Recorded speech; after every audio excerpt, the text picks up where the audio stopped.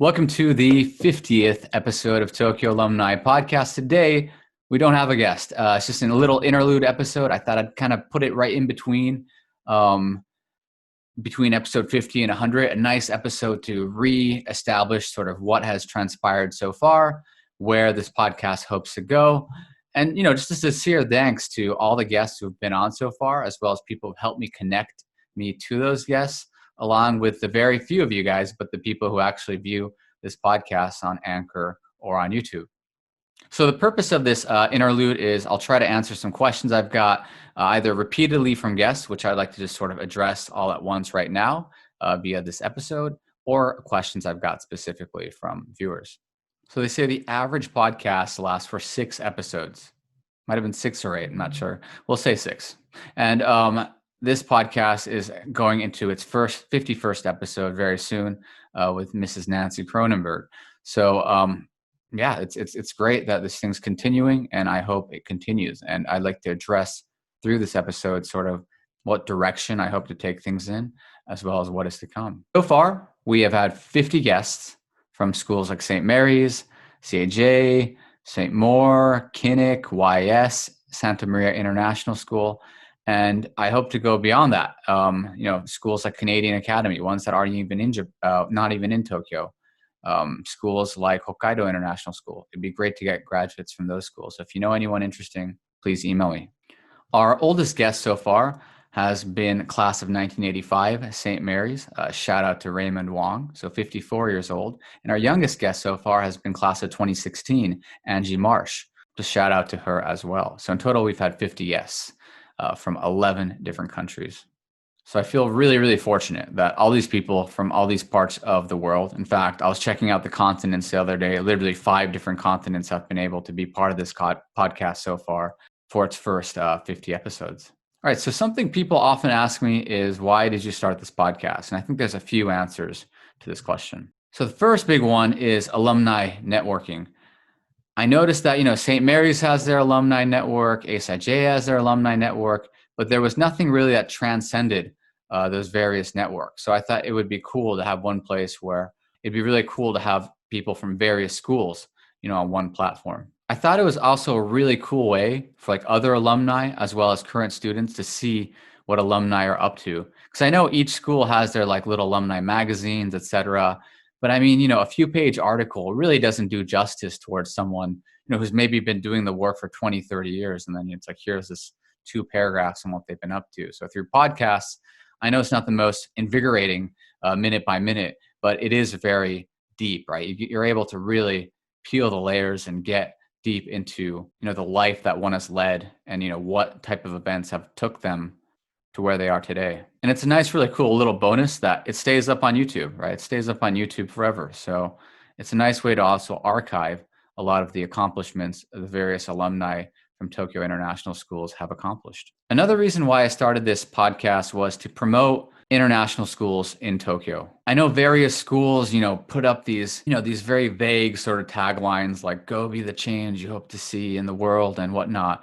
And I actually do think there's a lot of reality to that. I think a lot of alumni do go on to change the world in a very macro or micro sense. Kind of going back to alumni magazines, you can't really, see what alumni are up to through just reading a page about them or a few pages about them.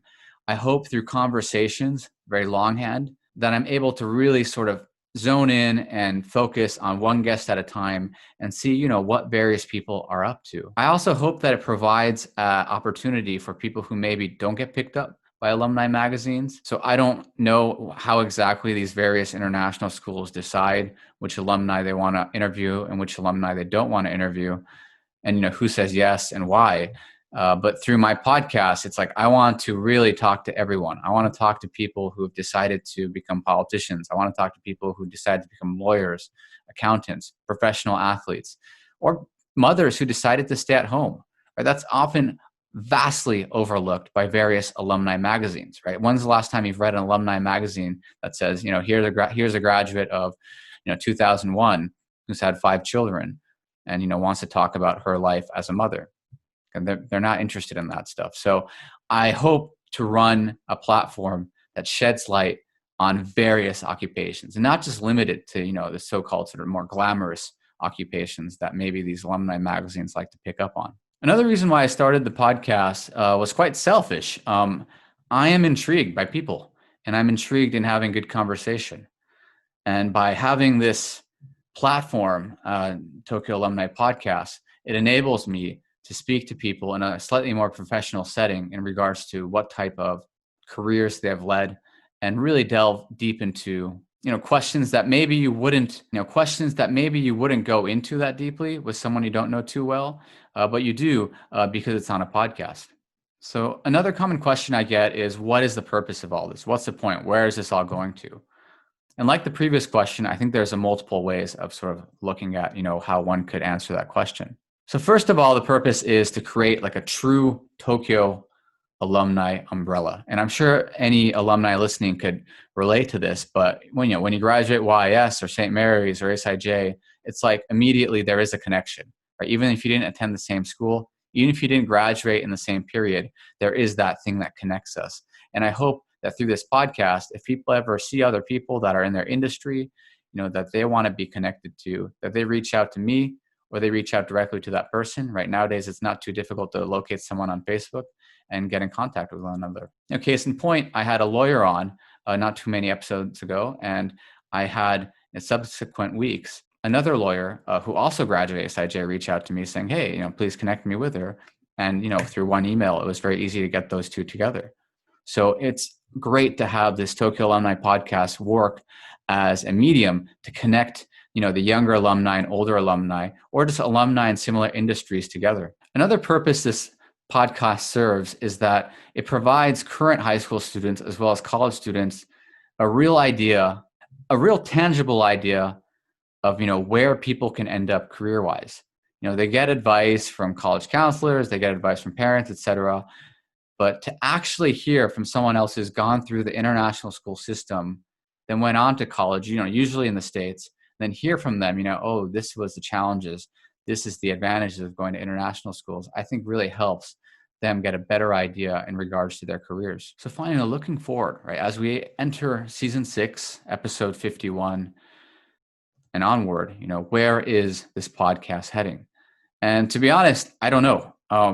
When it comes to details of who I'm interviewing, what years they graduated, I'm all ears for various options. I'm also looking at options of interviewing people who are graduates of outside of the Tokyo area if they have something interesting to share. One thing I definitely would like to do more is once I get my first set of 100 interviews that are far more biographical and following one's life as well as their occupation, is after episode 101 is to maybe perhaps focus more on specific themes. So maybe even reinvite previous guests and focus just on specific points for an entire 20-30 minutes. Finally, one other thing I would like to really add on to the upcoming episodes are younger alums. Right? Initially, most of my guests have been 1980s, 1990s, 2000s. I'd be very interested in hearing from graduates of 2017-18, what is it like in college right now, as well as even as young as graduates of 2020. What was it like going to an international school during times of COVID? I think that would definitely create an opportunity for a fruitful discussion and dialogue in regards to being a student during these very unprecedented times. All right, and finally, one final point for me, final point.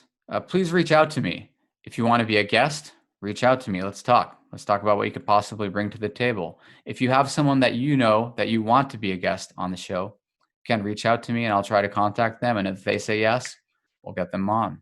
And a quick shout out to Hironori Kaku from St. Mary's, who helped get me in touch with guys like the Ortiz brothers, former Olympians, M. Flo, right, million seller artist. I would not be here right now doing this podcast if Hironori had not helped me, get in contact with so many people. So again, Hironori and the St. Mary's Alumni Association, thank you so much for being so supportive of this project. And I hope, this project can continue on. And aforementioned, if you want to get connected to anyone who's been on the podcast so far, virtually every single guest has told me on or off air, hey, if you know anyone who's interested in this industry, like they're a lawyer, is someone, who is a current high schooler or a college student who's curious whether or not they should go the international law route, they're totally up open to listen to you as long as you're part of this, international school community. Please feel free to reach out, and I could definitely help you get in contact with any previous guests.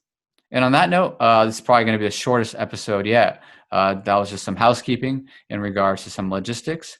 That is episode 50.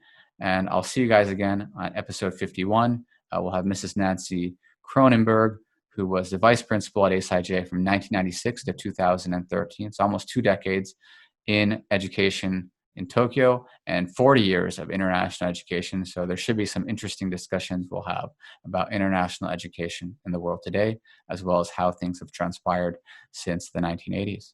And on that note, my name is Nicholas Harris. I'm the host of the Tokyo Alumni podcast. Have a nice day. Goodbye.